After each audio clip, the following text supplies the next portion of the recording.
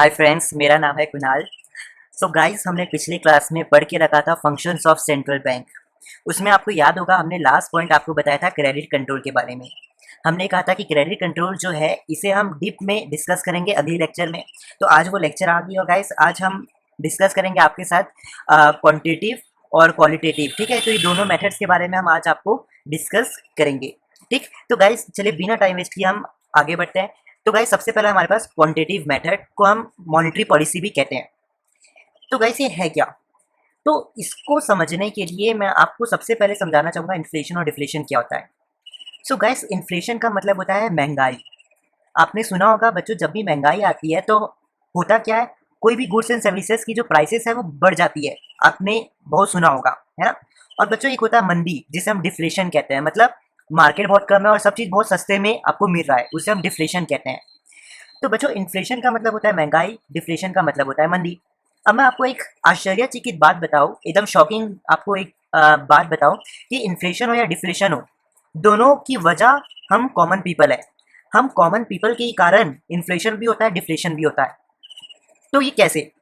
देखिए guys, people, जब हम मानते हैं कि जो भी कंट्री में पीपल है, तो बच्चों जब हम इकोनॉमी के पॉइंट ऑफ व्यू से देखते हैं तो हम पूरी इकोनॉमी को देखते हैं। ठीक, तो हम देखते हैं कि जो हमारी कंट्री, हमारी इकोनॉमी में जितने भी लोग हैं, जितने भी हमारी कंट्री में लोग हैं, अगर बच्चों उनके पास पैसे बहुत ज़्यादा होते हैं, ठीक, तो इसका मतलब ये है कि लोग क्या करेंगे, कोई भी चीज़ों का डिमांड बहुत बढ़ा देंगे।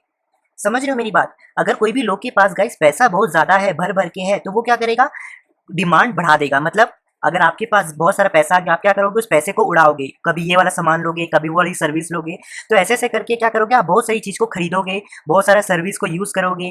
ठीक है, तो पैसा ज़्यादा होने से क्या होगा, आप गाइस डिमांड बढ़ा दोगे कोई भी गुड्स एंड सर्विसेज का। ठीक, तो बच्चों जो कंपनीज होती है ये भी बहुत चालाक होती है।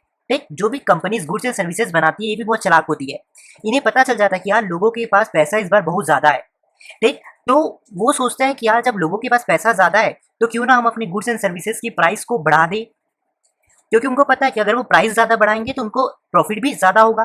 ठीक, तो वो इस चीज़ को समझते हैं सारे कंपनी वाले, तो वो आप पे एकदम नज़र रखते हैं कि यार जैसे लोगों के पास पैसा ज़्यादा हुआ तो वो सोचते हैं कि उन्हें अपने गुड्स एंड सर्विसेज की प्राइस बढ़ाना है, क्योंकि उनसे मतलब उससे उनको बहुत ज़्यादा प्रॉफिट भी मिलेगा, है ना। तो गाइस फिर क्या हो जाएगा, महंगाई आ जाएगी। तो महंगाई का मतलब ये होता है गाइस कि जब भी कोई भी गुड्स एंड सर्विसेज का प्राइस बढ़ना, उसे ही हम क्या कहते हैं, इन्फ्लेशन कहते हैं। तो आप समझ रहे होंगे कि इन्फ्लेशन क्यों आता है। Inflation comes because of people, people के ही कारण इन्फ्लेशन आता है, क्योंकि पीपल के पास ज़्यादा पैसा होता है इकोनॉमी में। तो इससे हो क्या जाता है, इससे सारी कंपनीज अलर्ट हो जाती है और इनको लगता है कि यार लोग के पास बहुत ज़्यादा पैसा है, ये डिमांड बढ़ा रहे हैं कोई भी गुड्स एंड सर्विसेज का, ये मतलब कुछ भी सामान को खरीद सकते हैं इजिली।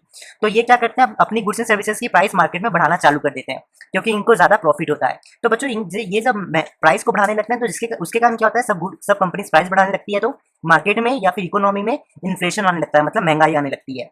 ठीक, तो just because of we people inflation market में बढ़ जाता है। तो बच्चों सेम चीज़ डिफ्लेशन में भी होता है। डिफ्लेशन को मंदी कहते हैं। तो देखो, जैसी पीपल के पास बच्चों पैसा कम रहता है, पैसा कम होने का मतलब आप यहाँ पे क्या करोगे गाइस, डिमांड को आप कम कर दोगे। आप क्या करोगे, डिमांड कम कर दोगे। समझिए मेरी बात, क्योंकि देखो आपके पास पैसा तो बहुत कम है, तो आप क्या करोगे, बहुत देख समझ के खर्चा करोगे, बहुत सोच सोच के खर्चा करोगे, यार मुझे यहाँ खर्चा नहीं करना चाहिए, मतलब फालतू चीज़ों में आप खर्चा नहीं करोगे, है ना। तो जब लोगों के पास पैसा कम होता है, इसका मतलब वो खर्चा कम करेंगे, मतलब गुड्स एंड सर्विसेज में खर्चा कम करेंगे, मतलब अपनी डिमांड को कम रखेंगे। तो बच्चों फिर यहाँ पे कंपनी बहुत सोचती है, वो सोचती है कि यार लोगों के पास तो पैसा बहुत कम है, अगर हम अपनी गुड्स एंड सर्विसेज की प्राइस को बढ़ा देंगे तो हमारे गुड्स एंड सर्विसेज बिकेंगे नहीं मार्केट में। तो वो सोचते हैं कि यार लोगों के पास जब पैसा कम है तो हम एक काम करते हैं, हमारे गुड्स एंड सर्विसेज की जो प्राइसेस है उसको कम कर देते हैं।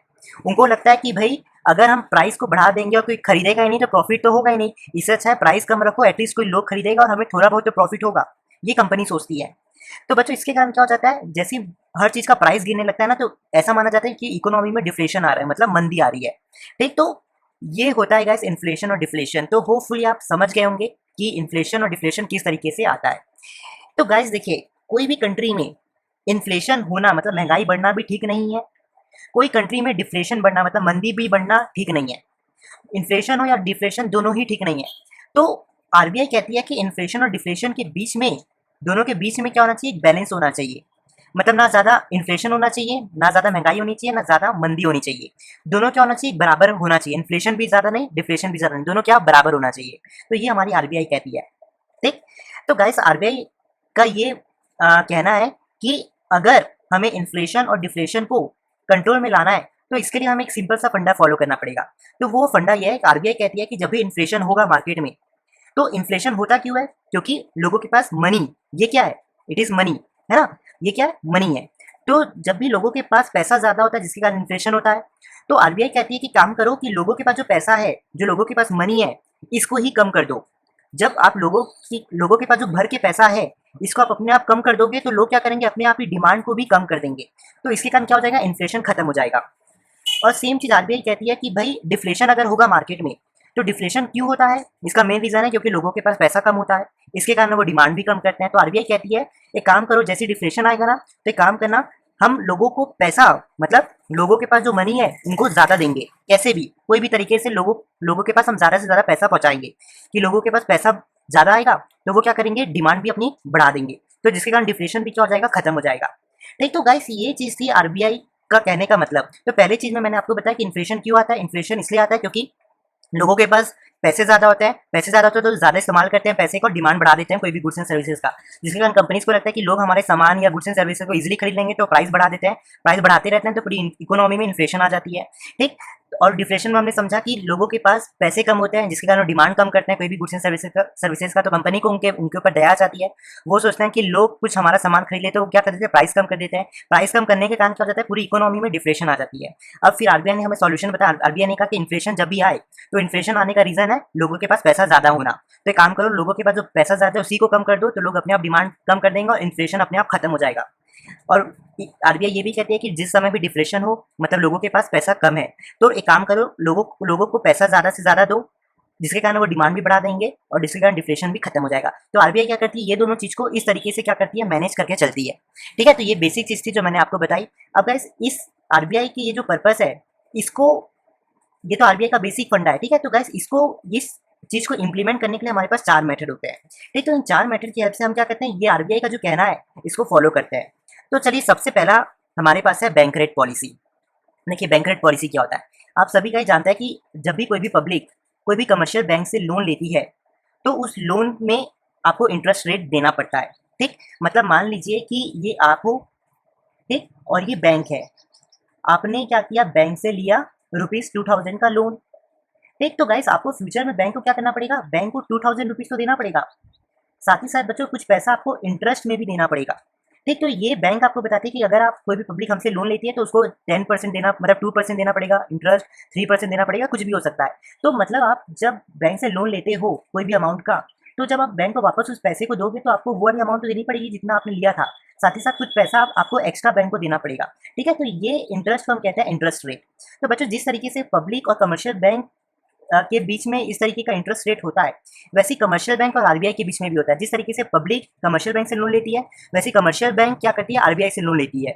तो बच्चों जो आरबीआई लोन देती है कमर्शियल बैंक को, तो जिस तरीके से हम लोग पीपल क्या करते हैं, कमर्शियल बैंक को पैसा वापस करते हैं, जिसमें वो एक अमाउंट होती है जो कोई भी पीपल कमर्शियल बैंक से एज ए लोन लेता है, प्लस उसमें एक इंटरेस्ट भी रहता है। तो वैसे ही बच्चों कमर्शियल बैंक के साथ भी है, कमर्शियल बैंक भी क्या करती है, आरबीआई से जब लोन लेती है, तो जब कमर्शियल बैंक पैसा वापस करती है ना, तो जो जितना पैसा उसने आरबीआई से लिया था वो उसको तो कमर्शियल बैंक को वापस देना ही पड़ेगा, साथ ही साथ कुछ पैसा इंटरेस्ट में भी देना पड़ेगा। जैसे पब्लिक का इंटरेस्ट को हम क्या कहते हैं, इंटरेस्ट रेट, वैसे कमर्शियल बैंक जब कोई भी पूरा पैसे के साथ इंटरेस्ट देती है तो उस इंटरेस्ट की अमाउंट को हम कहते हैं बैंक रेट। ठीक। तो ये भी कुछ भी हो सकता है, ये आरबीआई कमर्शियल बैंक के बीच में रहता है, 2%, 3%, 4%, कुछ भी हो सकता है। ठीक। तो होपफुली आप समझ गए होंगे कि आरबीआई जब कमर्शियल बैंक को लोन देती है तो वो क्या करती है, बैंक रेट चार्ज करती है कमर्शियल बैंक से, और जब कमर्शियल बैंक पब्लिक को लोन देती है तो वो पब्लिक से इंटरेस्ट रेट चार्ज करती है कमर्शियल बैंक। ठीक। तो गाइस देखिए बैंक रेट पॉलिसी की हेल्प से भी हम इन्फ्लेशन और डिफ्लेशन को कंट्रोल कर सकते हैं। देखिए कैसे, इन्फ्लेशन का मतलब है महंगाई, डिफ्लेशन का मतलब है मंदी। तो गाइस हम क्या कर सकते हैं कि बैंक रेट बढ़ा दो। ठीक। बैंक रेट क्या कर दो, बढ़ा दो। देखिए इसको बड़े ध्यान से समझिए गाइस। देखिए अगर मान लीजिए कि ये आरबीआई है, ठीक, ये हमारी कमर्शियल बैंक है, कमर्शियल बैंक। तो गाइस जब आरबीआई अगर कमर्शियल बैंक्स को बोलेगी कि भाई जो इंटरेस्ट रेट, मतलब जो बैंक रेट तुम्हें देना है वो तुम्हें ज्यादा देना है, तो कोई भी कमर्शियल बैंक सोचेगा अरे यार अगर हमें आरबीआई से लोन लेना पड़ेगा तो हमें आरबीआई को जब पैसा वापस करेंगे तो हमें जितना पैसा आरबीआई से दिए वो तो देना ही पड़ेगा, साथ ही साथ हमें आरबीआई को कुछ पैसा एक्स्ट्रा में देना पड़ेगा एज अ बैंक रेट। ठीक, तो अगर बच्चों बैंक रेट ज़्यादा होगा तो कोई भी कमर्शियल बैंक सोचेगा नहीं यार एक काम करते हैं, हम ज़्यादा लोन आरबीआई से लेते नहीं है क्योंकि हमें बैंक रेट ज़्यादा देना पड़ेगा। ठीक है, तो इससे क्या हो जाएगा गाइस, जब बैंक कमर्शियल बैंक, देखिए एक चीज ध्यान से सोचिए, देखिए जब पब्लिक को पैसे की जरूरत होती है तो कमर्शियल बैंक के पास आती है, जब कमर्शियल बैंक के पास भी पैसा नहीं होता तो आरबीआई से मांगती है। तो देखिए आरबीआई क्या करती है, जानबूझ के क्या करती है, बैंक रेट बढ़ा देती है। तो वो चाहती है आरबीआई कि अगर हम बैंक रेट बढ़ा देंगे तो कमर्शियल बैंक जो है वो हमसे लोन लेने के लिए डरेंगे, और जब कमर्शियल बैंक हमसे लोन नहीं लेंगे तो पब्लिक को लोन कैसे देंगे, है ना। तो आरबीआई क्या कर देती है, इंटरेस्ट मतलब बैंक रेट को बढ़ा देती है, जिसके कारण कमर्शियल बैंक लोन नहीं ले पाती। तो और कमर्शियल बैंक के पास लोन नहीं आता, मतलब कमर्शियल बैंक के पास पैसा नहीं आता, तो जब कमर्शियल बैंक के पास पैसा नहीं आता तो वो पब्लिक को पैसा कैसे देगी। तो इससे क्या हो जाएगा, हम पब्लिक को मनी नहीं दे पाएंगे। ठीक, जिसके कारण क्या हो जाएगा, अपने आप डिमांड कम हो जाएगा, समझ रहे हो। अब गाइस सेम चीज डिफ्लेशन में भी है। देखिए डिफ्लेशन में भी क्या होता है, देखिए आरबीआई क्या करती है, आरबीआई को पता है कि लोगों को पैसा हमें ज्यादा देना है। ठीक है, आरबीआई चाहती है कि हमें डिमांड बढ़ानी है, लोगों को पैसा ज्यादा देना है, पैसा लोगों को ज्यादा देना है। तो उसके लिए क्या करती है आरबीआई, जानबूझ के अब क्या कर देती है, मतलब बैंक रेट को कम कर देती है, क्योंकि कम कर देगी तो कमर्शियल बैंक को लगेगा अरे यार हम अगर आरबीआई से लोन लेंगे तो हमें बैंक रेट बहुत, मतलब बैंक रेट में जो एक्स्ट्रा अमाउंट हमें आरबीआई को पे करना है वो हमें कम पे करना पड़ेगा, जिसके कारण हम फायदे में रहेंगे। तो वो क्या करती है, कमर्शियल बैंक आरबीआई से पैसा ले लेती है, तो कमर्शियल बैंक के पास भी पैसा आ जाता है, कमर्शियल बैंक के पास पैसा आता है तो लोग को भी वो इजिली पैसा दे सकती है ना। तो बच्चों ये चीज यहाँ पे लिखा गया, डिफ्लेशन जब रहता है तो आरबीआई क्या करती है, बैंक रेट को कम कर देती है, जिसके कारण कमर्शियल बैंक के पास पैसा आ जाता है तो वो लोन ज़्यादा देती है, लोन ज़्यादा देती है तो लोगों के पास पैसा आ जाता है, पैसा ज़्यादा आता है तो अपने आप डिमांड क्या हो जाती है, बढ़ जाती है। तो ये हो गया एक पहला बैंक रेट पॉलिसी। तो यही चीज़ मैंने यहाँ पे आपको बताई थी। ठीक, तो ये हो गया पहला मेथड। अब गाइस दूसरा मेथड है लीगल रिजर्व रेशियो। देखिए गाइस जब भी सिचुएशन हो इन्फ्लेशन की या डिफ्लेशन की, तो इन्फ्लेशन के समय हम क्या करते हैं, LRR लीगल रिजर्व रेशियो, या फिर आपको पता है कि LRR is a sum of SLR और CRR। तो बच्चों जब भी SLR या फिर CRR कुछ भी बढ़ेगा, ठीक, तो मतलब जब भी इन्फ्लेशन रहता है ना तो सेंट्रल बैंक करती क्या है, वो LRR को डायरेक्ट बढ़ा देती है, SLR को बढ़ा देती है और CRR को बढ़ा देती है, जिसके कारण क्या होता है, लोग लोन कम ले पाते हैं, मनी कम हो जाती है, लोगों को मिल नहीं पाती, जिसके कारण डिमांड कम हो जाता है, इन्फ्लेशन कम हो जाता है। इसको मैं आपको एक एग्जांपल से समझाता हूँ। देखिए अभी क्या करना है, हमें SLR को बढ़ाना है। देखिए देखिए ध्यान से देखिए, देखिए CRR कितना है, 2% है, हमने आपको एक एग्जांपल बताया था, आप देख सकते हैं ये वाला। और SLR में भी आप मान लो कि सेंट्रल बैंक ने बोला कि CRR और SLR का जो रेट है उसको बढ़ा दो, तो ये बढ़ा के कुछ भी कर सकती है, 2 से 3%, 2 से 4% कुछ भी बढ़ा सकती है। वैसे SLR का भी 4% से 6% कुछ भी कर सकती है। ठीक, तो सपोज करना कि आरबीआई ने क्या किया, CRR और SLR को बढ़ा दिया। तो यहाँ पे देखो गाइस जब भी कोई भी इंटरेस्ट रेट से बढ़ जाएगा, मान लो कि 4 हो गया, 5 हो गया, कुछ भी हो गया, तो गाइस आप देखना कि जब भी ज़्यादा हो जाएगा, ठीक है, यहाँ पे अभी 2 है, 2 से अगर हम कुछ और ले लें, 4 इसको बढ़ा के 4 ले ले या 5 ले ले या कुछ भी ले ले, तो इससे क्या हो जाएगा बच्चों, अमाउंट क्या आएगी, 100 से ज़्यादा आएगी, क्योंकि इंटरेस्ट मतलब यहाँ पे रेट अगर जैसी बढ़ने से यहाँ पे अमाउंट ज़्यादा आएगी। तो सपोज करना कि अमाउंट आ गई 200, 100 की जगह बच्चों 200 लिख लो।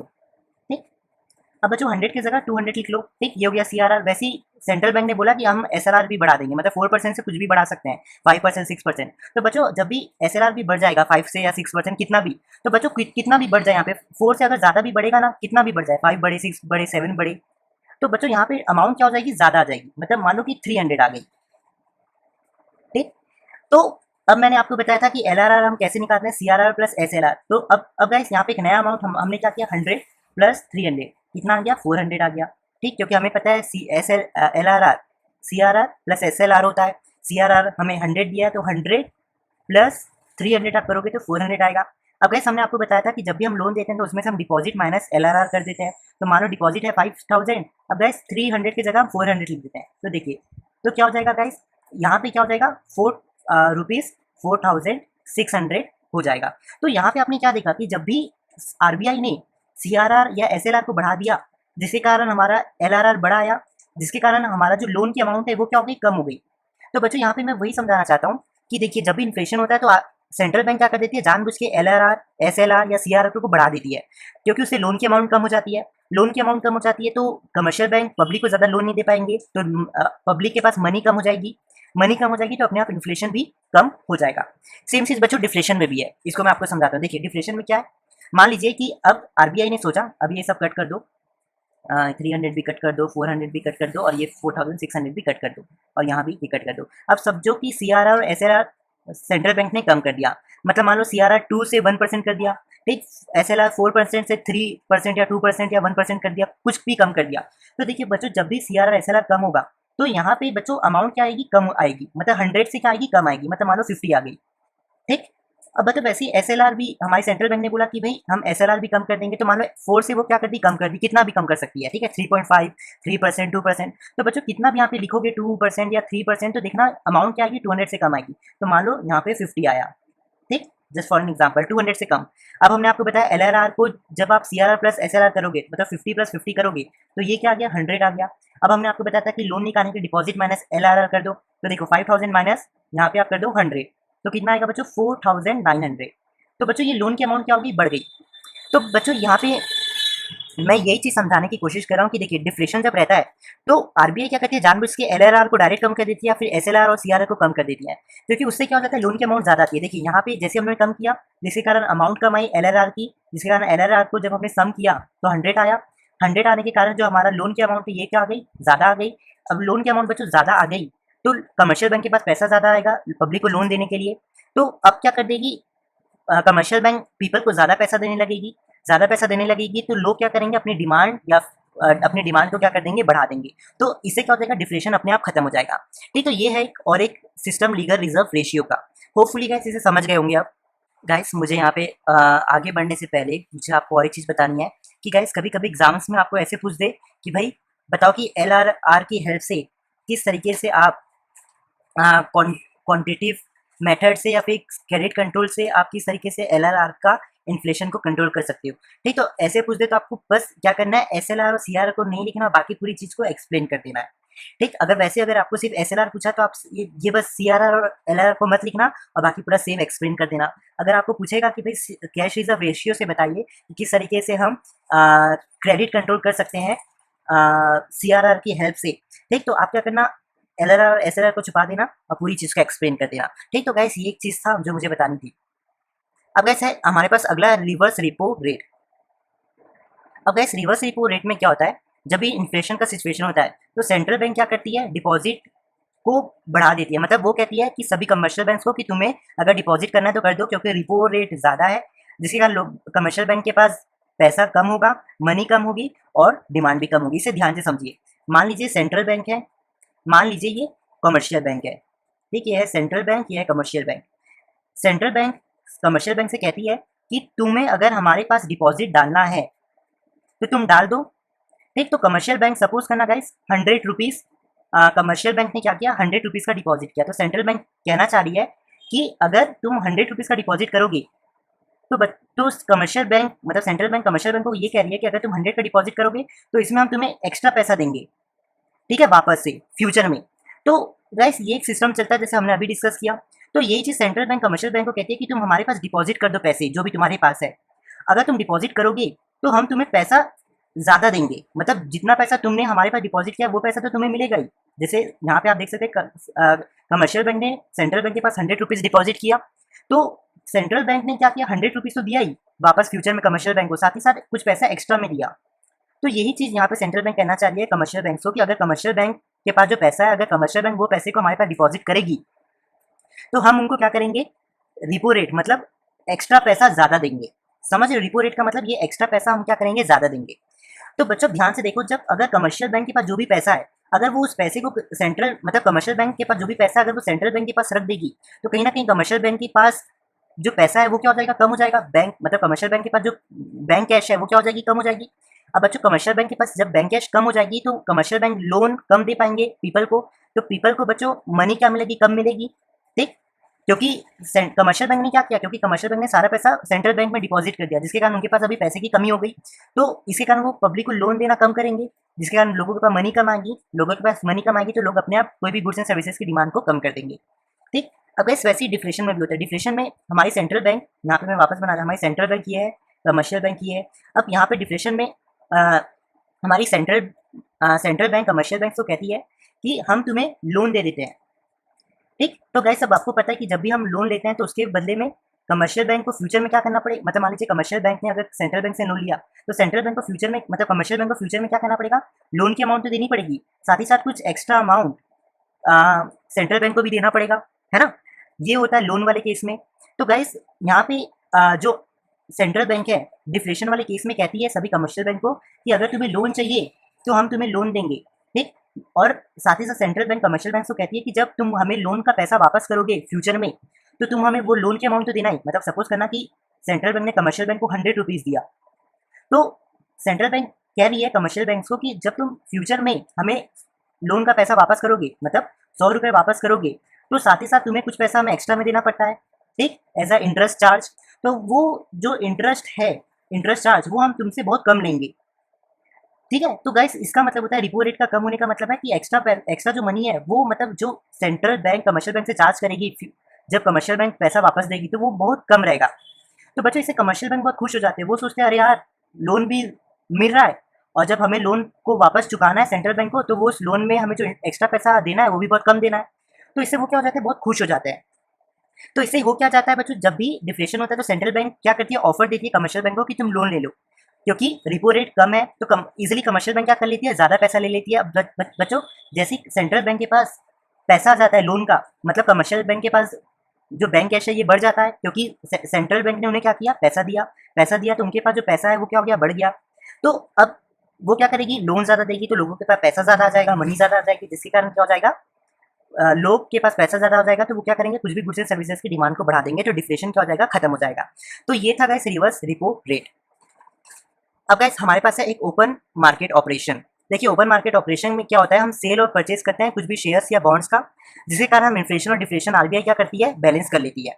देखिए कैसे, ये फोर्थ वाला मेथड है। यहाँ पे क्या होता है, जो भी शेयर्स एंड बॉन्ड्स रहते हैं कमर्शियल बैंक का, तो गाइस यहाँ पे होता क्या है, आरबीआई कहती है इन्फ्लेशन के समय कमर्शियल बैंक को कि, मतलब यहाँ पे मैं आपको डायग्राम में समझाता हूँ, ये सेंट्रल बैंक है, यहाँ पे ये कमर्शियल बैंक है, ठीक। तो यहाँ पे सेंट्रल बैंक क्या करती है, अपने शेयर्स को इशू कर देती है और कहती है सभी कमर्शियल बैंक को कि तुम्हें मेरे शेयर्स को खरीदना पड़ेगा, ठीक। सेंट्रल बैंक कमर्शियल बैंक को फोर्स करती है कि हम क्या कर रहे हैं, अपने शेयर्स को बेच रहे हैं। इन्फ्लेशन के समय कमर्शियल बैंक फोर्स करती है, मतलब सेंट्रल बैंक कमर्शियल बैंक को फोर्स करती है कि हम अपने शेयर्स या बॉन्ड्स को क्या कर रहे हैं, सेल कर रहे हैं, बेच रहे हैं, तो तुम्हें ये पैसे, मतलब ये हमारे शेयर्स और बॉन्ड्स को तुम्हें खरीदना पड़ेगा। तो गैस कमर्शियल बैंक को ना झक मार के जो सेंट्रल बैंक का शेयर्स या बॉन्ड्स है उसको खरीदना पड़ता है। तो जब कमर्शियल बैंक उनके शेयर्स और बॉन्ड्स को खरीदती है ना, तो खरीदने के कारण उनके पास जो कमर्शियल बैंक के पास जो पैसा होता है वो क्या हो जाता है, कम हो जाता है, क्योंकि उन्होंने सारा पैसा खर्चा कर दिया सेंट्रल बैंक के शेयर्स और बॉन्ड्स को खरीदने में। तो इसके कारण क्या हो जाता है, कमर्शियल बैंक के पास जो पैसा है, बैंक कैश जो कमर्शियल बैंक के पास होता है वो क्या हो जाता है, कम हो जाता है। तो कम होने के कारण क्या होता है, अब वो जो भी लोग उनसे लोन मांगने आते हैं तो बेचारी कमर्शियल बैंक उनको कम लोन देती है, ठीक। अब कम लोन देने के कारण जो लोगों के पास जो मनी है वो क्या होती है, कम आती है, क्योंकि उनको ज़्यादा लोन मिला ही नहीं। अब मनी उनके पास कम आएगी तो जिसके कारण क्या करेंगे, लोग बाग क्या करेंगे, कुछ भी गुड्स एंड सर्विसेज में कुछ भी गुड्स एंड सर्विसेज की डिमांड को क्या कर देंगे, कम कर देंगे। तो जिसके कारण क्या हो जाएगा, इन्फ्लेशन खत्म हो जाएगा। लेकिन गाइस डिफ्लेशन वाले केस में क्या होता है, डिफ्लेशन वाले केस में तो गाइस इसमें क्या होता है, देखिए इसमें सेंट्रल बैंक परचेज करती है, मतलब यहाँ पे सेंट्रल बैंक कमर्शियल बैंक को बोलती है कि तुम्हारे बैंक के जो भी शेयर्स या फिर बॉन्ड्स हैं ये क्या करो, मतलब जो भी तुम्हारे बैंक से जो भी शेयर्स या बॉन्ड्स है, तो सेंट्रल बैंक कहती है कि तुम्हारे जो भी शेयर्स और बॉन्ड्स है इसको मैं खरीदूंगी, ठीक। सेंट्रल बैंक कमर्शियल बैंक को कहती है कि जो भी तुम्हारे शेयर्स या बॉन्ड्स है इसको मैं खरीदूंगी, ठीक। तो सेंट्रल बैंक क्या कर लेती है, इनके सारे शेयर्स या बॉन्ड्स को खरीद लेती है, जिसके कारण बच्चों जब सेंट्रल बैंक इनके शेयर्स और बॉन्ड्स को खरीद लेती है तो वो क्या करती है, उसके बदले कमर्शियल बैंक को बहुत सारा पैसा देती है। देखिए गाइस आप कुछ भी चीज़ को खरीदते हो, कहीं से भी किसी से भी, अगर मान लो कि आप मुझसे कुछ भी सामान खरीदते हो, ठीक, तो उसके बदले आपको क्या करना पड़ेगा, मुझे पैसे देने पड़ेंगे। अगर मान लीजिए कि मैं आपसे कुछ भी सामान खरीदता हूँ तो मुझे क्या करना पड़ेगा, आपको पैसा देना पड़ेगा। तो सेम चीज़ यहाँ पे सेंट्रल बैंक जानबूझ के क्या करती है, वो कमर्शियल बैंक को बोलती है कि तुम्हारे शेयर्स और बॉन्ड्स को मैं खरीदूंगी। अब कमर्शियल बैंक को भी ना झक मार के अपने शेयर्स और बॉन्ड्स को सेंट्रल बैंक को देना पड़ता है। तो बच्चों सेंट्रल बैंक क्या करती है, उनके सारे शेयर्स और बॉन्ड्स को खरीद लेती है। अब सेंट्रल बैंक खरीद रही है तो उसके कमर्शियल बैंक से खरीद रही है, तो सेंट्रल बैंक को क्या करना पड़ेगा, इन कमर्शियल बैंक को पैसे देने पड़ेंगे। तो गाइस यहाँ पे क्या आ जाता है कि जैसे ही सेंट्रल बैंक परचेज करती है कमर्शियल बैंक के शेयर्स या बॉन्ड्स को, तो इन कमर्शियल बैंक के पास देखो आप पैसा ज़्यादा आ जाता है, क्योंकि सेंट्रल बैंक क्या करती है, इनका शेयर्स और बॉन्ड्स को खरीदने के बदले इन्हें पैसा देती है, तो इनके पास कमर्शियल बैंक के पास पैसे ज़्यादा आ जाते हैं। तो जो भी बंदा लोन मांगने आता है तो उनको कमर्शियल बैंक ज़्यादा लोन दे पाती है। अब लोगों के पास ज़्यादा लोन आता है, मतलब उनके पास ज़्यादा पैसा आता है, अब बच्चों ज़्यादा पैसा आता है तो लोग क्या करते हैं, उस पैसे से कुछ भी गुड्स एंड सर्विसेज को खरीदते हैं, तो डिमांड भी अपने आप मार्केट में बढ़ जाती है, तो जिसके कारण डिफ्लेशन भी क्या हो जाता है, खत्म हो जाता है। तो गाइस आपने मेरे साथ क्या पढ़ा, आपने मेरे साथ 4 चीज़ पढ़ा जिसके कारण क्या होता है, आरबीआई इन्फ्लेशन और डिफ्लेशन को आपस में मेंटेन करती है। ठीक, तो ये जो 4 चीज़ थी मैंने आपको बताई, और आरबीआई कहती है कि अगर आपको इन्फ्लेशन और डिफ्लेशन खत्म करना है तो इन्फ्लेशन के केस में आपको कैसे भी करके मनी क्या करना है, कम करना है, और डिमांड भी कम करना है। तो आप यहाँ पे देख सकते हो हर जगह हमने क्या किया, डिमांड और मनी को कम किया। यहाँ भी इन्फ्लेशन के यहाँ भी आप देखोगे हमने मनी भी कम की, डिमांड भी कम की। यहाँ भी आप देखोगे मनी भी कम की, डिमांड भी कम की। यहाँ भी आप देखोगे मनी और डिमांड दोनों कम किया। लेकिन डिफ्लेशन के केस में आरबीआई कहती है कि भाई मनी बढ़ा दो, डिमांड भी बढ़ा दो। तो आप देखना हर जगह हमने मनी भी बढ़ाई, डिमांड भी बढ़ाई, मनी डिमांड, मनी डिमांड और मनी डिमांड यहाँ भी बढ़ाई। तो आप देख सकते हैं इस तरीके से क्या होता है, कंट्रोल करती है आरबीआई इन्फ्लेशन और डिफ्लेशन, जिसके कारण हमारी इकोनॉमी एकदम स्टेबल रहती है और एकदम मस्त बिंदास चलती है।